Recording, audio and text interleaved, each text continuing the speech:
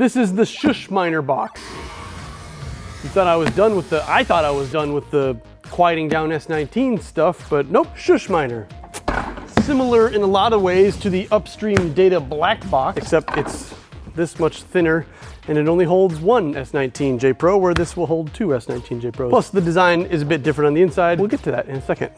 Roll you out of the way here. So this is yet another acoustic box. This one is designed for one S19j Pro in that it fits in there perfectly. You don't have to do anything with any foam. You don't have to do anything else. This will just lay on its side. I'm gonna just show you instead of tell you, because that's what YouTube's for, right? Quick sidebar. You know that they make Cap'n Crunch berries that are just all berries. And fun fact, if you eat enough of these in one sitting, when you poop, it'll be bright green. Do with that information what you will. I'll put a link in the description. Get yourself some Upstream berries. I wasn't supposed to be in here. Also, I should note that yet again, it is 93 degrees. This is just ambient temperature, almost 93 degrees in the warehouse. So that'll be a great test to see whether or not this thing holds up in a warm environment. Let me get a second camera. You'll take the top, just can see it's like the whole thing is rhino lined. They say that it's completely waterproof. It can live outside if you want it to. I'm gonna go ahead and give that a test with the hose out there in a minute. There's a data port. There's a pass-through on the side built in. That's where you'll shove. You wouldn't believe how hard it is to get 240 volts and an Ethernet cable out to the middle of a warehouse. I have like 100 foot in any direction I have to go with the thing. I want you to appreciate what I do for this channel. That'll just shove on in there. Hopefully that. Your S19 literally will just plop on in, and it's a perfect fit such that none of the air is gonna get through. And you'll see that this is right where the top goes. Top has a tiny little bit of flex to it. That'll press down on this. That's important because this box is basically gonna create a vacuum. I'm gonna do some animations if my editing is any good, where the cold air will get sucked in because these fans are running. I'm just having the stock fans. Everything's totally stock with the machine. There's no fans built into the box. This will create a vacuum. Air pressure is high on this side because fans are blowing this way. It'll get forced down some turns and out the hot side, which will in turn create low pressure on this side, or a vacuum. It'll suck air in through this thing here, this little screen. Let's just plug it all in.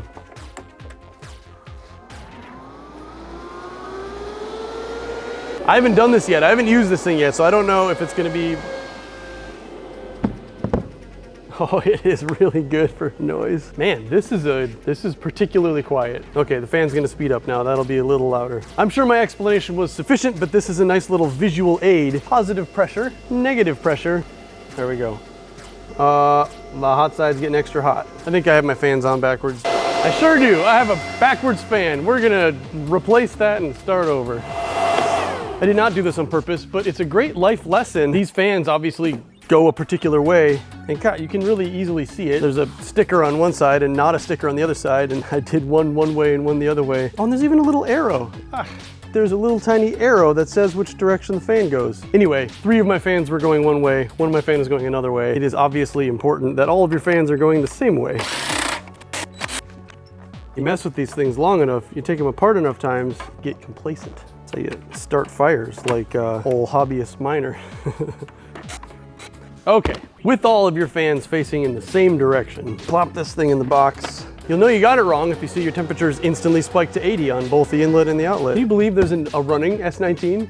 I get it, the fan's spooled down because it's just starting up, but it's real good and quiet. I never looked at my hair. I don't even know what I look like. I got back from New York yesterday. I was gonna make a video up there and I just never found the time. While I wait for this thing to spool up, let me talk to you really quickly. If you're looking for a place to buy ASIC hardware now, it's still cheap. It's still half the price of when I bought all of mine. The price of Bitcoin, as you must know, is trudging, albeit slowly, on its way back up. It's heading up, but the price of miners are still reasonable. I don't want to sound like a salesman. I don't mean to sound like a salesman. If you want ASIC mining hardware and you want to buy from a US supplier who's not going to rip you off, I've met them. I've driven across the country to go look at their business documents and then coincide on the internet to make sure that they're a real thing. Musk miners. You can buy them from Musk miners. I got links in the description. I have a Discord where you can go speak with them, or you can email them directly. You'll be dealing with Blake or Chris. Super nice guys. In 10 days, I'm gonna be driving over to Louisiana because they're starting up their new hosting facility, another flare gas facility, and they've got spots available. So if you wanna host some miners, you can buy them through them. You'll never even have to see the things. You won't have to try to make them quiet. They'll host them for you at a price of 8.5 cents. Link in the description, Musk miner, talk to Musk miners. This thing's coming to life. So let's see what we got. 105 terahash. I believe we're dealing in the terahash, trillions of operations per second. I was just talking to your friend Andy about this thing. He's a petahash of machines, which is a quadrillion operations per second trying to find Bitcoin. You can't conceive the size of a quadrillion. My little tissue test should be even more pronounced now. This is obviously the exhaust side. This should obviously be the intake side. So far, temperature is the hottest it's getting is 77, which is high on the higher end of normal, but again, I'm in, if you're Canadian or anything other than the United States, 34.4 degrees Celsius, also known as 94 degrees Fahrenheit. It's hot. It's really hot in here. So the fact that you can run them at all in like a container is solid. I'm gonna let this run for like, I don't know, an hour. Oh, and also we're gonna test it for waterproofness. That's fun. I'm gonna come back after a bunch of time has gone by. I'm gonna come back, see how hot it gets. Okay, back again with the FLIR camera to see what it sees. If you're not familiar, these cameras see heat one way or another. You can see there's a clear separation between the hot side and the cold side of this box. It's practically black where the air intake is. There's also, interestingly, that shape, that square shape is interesting. Wonder what the construction is going on there. And then, yeah, over to the hot side. Looks like there's a furnace coming out of this thing. That's neat. So the cold side stays nice and cold. The hot side gets plenty hot. 37C, what's that, the mouth of that thing at? 44, 45, 46. This is at 56 decibels on top of it. This is the quietest of all the things that I've done. It doesn't automatically make it the best. It's been running for 12 minutes now. Temperatures are high-ish. Temperatures are 81 at the hottest spot, 76, 65 in the intake, 76 on the hot side, 78 and 81 on the different boards. But again, now it's 95 degrees in here. It's hot in here. Florida summer sun. 81 is, according to Bitmain, fine. Hotter than I'd like to run them. But 55 decibels on top of it, if I just back up, we're flirting with the 40s. This thing's going back and forth between saying quiet whisper volume level and quiet home. If I go to where the intake is, it is louder, but it's still only 60 decibels. Thing that I always like to do, we'll just come on in here.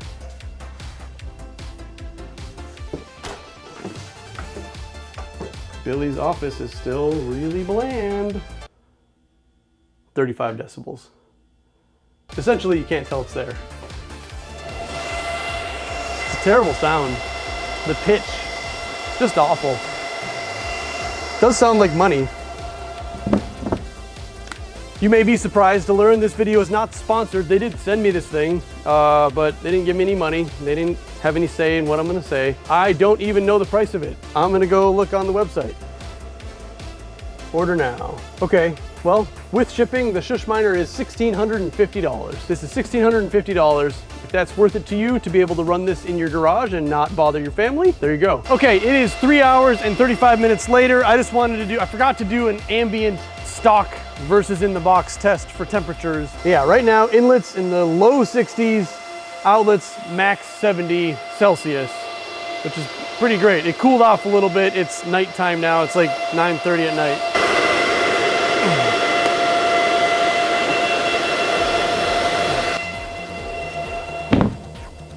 Just gonna take a moment to enjoy some more Oops All Berries. Okay, it's a while later and the temperatures have leveled out at 76, the hottest, 74, 72 on the other side. So it's a little hotter on one board than the other two boards.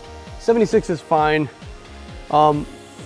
It's only cooled down to 92 degrees in here. At 92 degrees Fahrenheit, ambient room temperatures, or 33.2 degrees Celsius room temperatures, this thing will run at basically fine.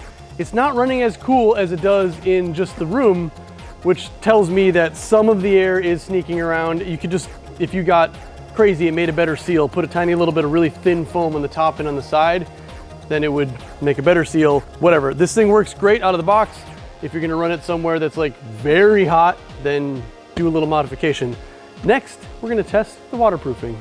Okay, so Shushminer claims that this is totally waterproof. You can just run it outside in all elements. We're gonna take my handy dandy wind sensing tissue paper and just delicately place it inside. I guess this is not gonna be altogether that scientific, but it should be pretty fun anyway. I don't have a rain simulator in the warehouse. 5 gallons from a bucket ought to do the trick if it's gonna do it. This is rain with the Shushminer.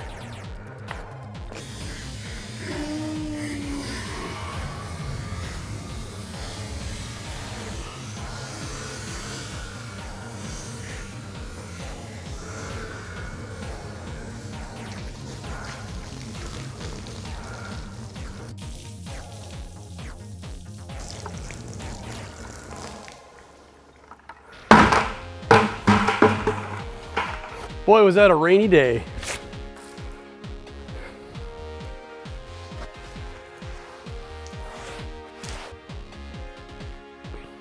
I feel like I'm in an infomercial. This is good. Moment of truth. It's a perfectly dry tissue. Not a perfect weather test, but yeah, so this top has a lip. There's a lip that actually goes past the top of the box, so really weather can't come up down in the top. The hole on the front has these little fins, so it's pretty well guarded from wetness, which would generally be coming from the top anyway. But in the case of like a sideways wind, even that front portion is down below where the actual miner sits. So whatever water could get in could only go down lower than that anyway. My name is Nicholas Johnson. This has been the Space Warehouse. I'm gonna go over to Louisiana. We're gonna do a site visit for a flare gas mine with another one of those things like we did in Texas. In mid-September, I will be hosting the first ever Space Warehouse Games. A bunch of mini games with some YouTubers I'm forcing to come down here and sweat their ass off and try to win nothing. Maybe a 3D printed prize if I've learned how to use my 3D printer by then. Oh, and I'm doing a GPU thing. I got like these heat sinks I'm gonna put on the back of a GPU. I can't believe I don't see anybody do that at all. Now, 1 month before GPU mining might be pointless forever and ever, but nevertheless, I think we're working a big week at the Space Design Warehouse. Plus, we are designing the first Space Warehouse games, which are coming in September. Make sure you're subscribed so you don't miss it. Thank you for watching. If you're still watching at this point in the video, what a hero. Thank you. You must already be subscribed.